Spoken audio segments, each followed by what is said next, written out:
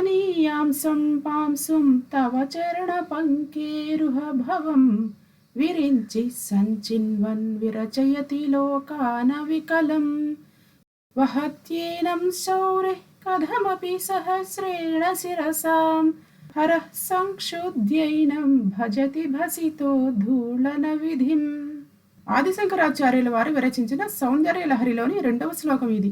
అమ్మా, నీ పాదములకు అంటుకున్న అణువంత ధూళి కణముతో బ్రహ్మ ఈ 14 లోకములను నిర్మించాడు. విష్ణువు ఆదిశేషువుగా మారి ఆ ధూళి కణమును తన 1000 తలలపై మోస్తున్నాడు.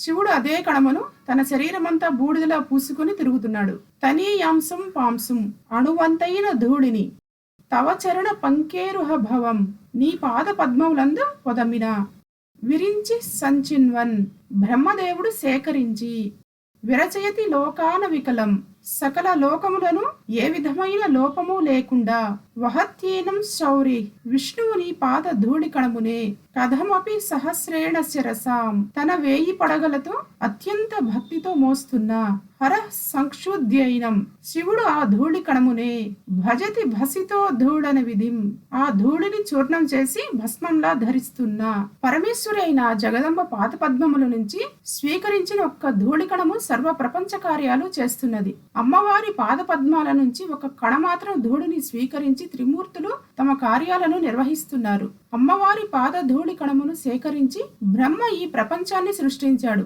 ఈ పాద ధూళితో ఉద్భవించిన ఈ విశ్వాన్ని విష్ణుమూర్తి ఆదిశేషుడిగా అవతారమెత్తి తన 1000 పడగలపై మోస్తున్నాడు. ఈ పాద ధూళినే విభూతిలా మార్చుకొని భస్మంలా ధరించడం ద్వారా శివుడు ఈ ప్రపంచం మొత్తం ఆఖరికి లయం కాక తప్పదని, అంటే బూడిదలా మార్చి మళ్లీ ఆ పరమేశ్వరిలోనే ఐక్యం చేస్తానని చెప్తున్నాడు. సైన్స్ పరంగా ప్రోటాన్, న్యూట్రాన్, ఎలక్ట్రాన్ ఎలా పనిచేస్తాయో బ్రహ్మాండములో బ్రహ్మ, విష్ణువు, శివుడు అలానే పనిచేస్తారు. వారందరూ అమ్మవారి సేవకులుగా ఆమె ఆదేశబద్ధులై పనిచేస్తూ ఉంటారు.